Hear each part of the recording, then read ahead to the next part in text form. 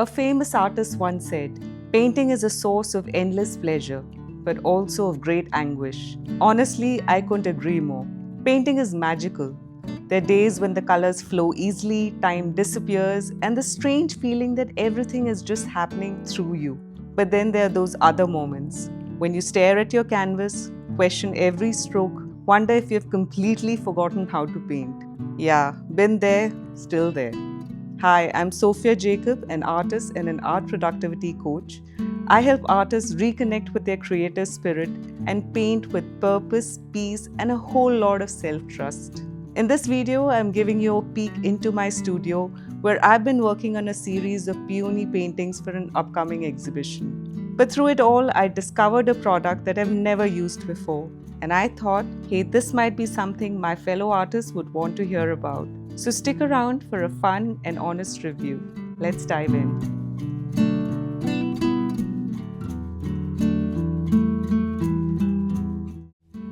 This is the Brustro Tear Off palette designed for acrylic and oil paints.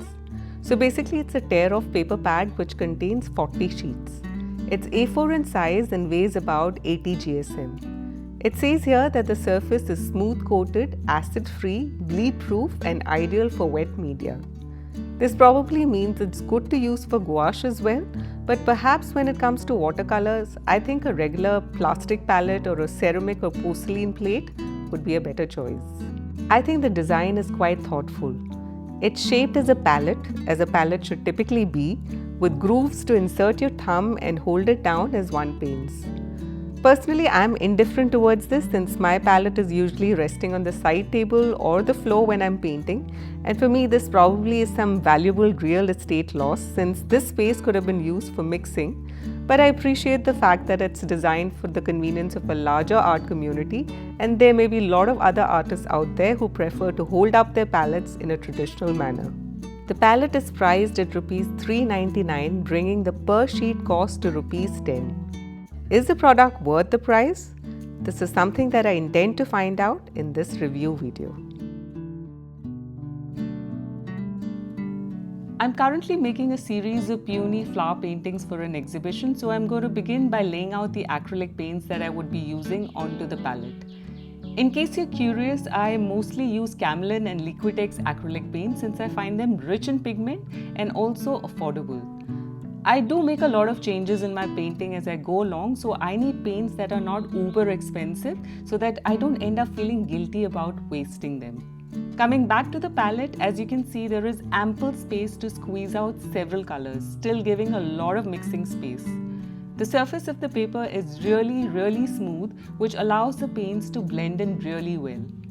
I have been using disposable plates earlier, which has grainier surface, so this feels very different and possibly in a good sort of way.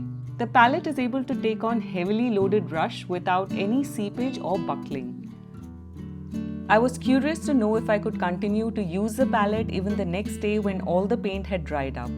This worked fine in the beginning till the time the moisture started penetrating the paint layers below and lifting them off. As a result, the fresh paint started getting contaminated by the older paint particles, which is something that you really don't want. So basically, once you have used up all the mixing space, it's advisable to move on to a new sheet of paper. Now, before we move on to the pros and cons of the product, I want to let you know that I've created a free e-guide titled 10 Mistakes to Avoid While Buying Art Supplies. So if you want to become a smart shopper, don't forget to check the link in the first pinned comment below. Let's begin with the pros of this product. The 80 GSM poly-coated paper holds paint really well without soaking through. It's also able to withstand heavy mixing without tearing, which is a very big plus. The size of the pad is extremely convenient. It works well for a studio setting and it's compact enough to go into any medium-sized bag if you're traveling. And despite the fact that it's sturdy, it is light enough so you can even carry it in your hand while you're painting. The thumb hole is thoughtfully designed. It's smooth-edged and comfortable to use. Another big advantage is how easily the sheets tear off. At the same time, the glue binding is strong enough to keep the pages from falling off prematurely. But most of all, what I really love is how much time it saves. Compared to traditional palettes, there is no need for washing and all you need to do is stir and toss. Now, on the flip side, there are few things to consider. First of all, this paper is not reusable. So once the old paint dries, it tends to absorb moisture and tend to peel unevenly, and therefore contaminating any additional paints that you would place on top of it. In traditional palettes, we're sometimes able to save the paint for the next day by wrapping it up with a cling film, and that's not possible with this palette because of the flat surface that this palette offers. And then there is the environmental concern. The poly-coated paper combined with the residual paint most likely makes this non-biodegradable, and this probably will not work well with the eco-conscious users. And finally, at rupees 10 per sheet, the cost can add up quickly. Now, for someone like me, I use one sheet of paper for maybe about an hour of painting. So whether it's cost effective or not really depends on your style of work. Now, I really like the Tearable palette for its usability, but I'm a little apprehensive about the price point of this Brustro product. So I did a little research and I found out there are actually several other products that are available in the market which may be lesser known, but they do the work just as well and at more affordable prices. For instance, I came across this Art Nation Tear Off palette which is suitable for use with gouache and watercolors. This one is also designed with a thumb hole, making it convenient to hold, although the overall size is slightly smaller than Brustro's. It claims to have paper weight of 120 GSM, but to be honest, it feels thinner than the Brustro's 80 GSM sheet. That said, I found it worked just as well when mixing acrylics, which was a pleasant surprise. And the best part is that it's priced at just rupees 235 including delivery, which brings the per sheet cost down to just 6 rupee 50 paisa, which is way more economical than the Brustro set. So would I recommend Brustro Tear Off palette, and is it really worth the price?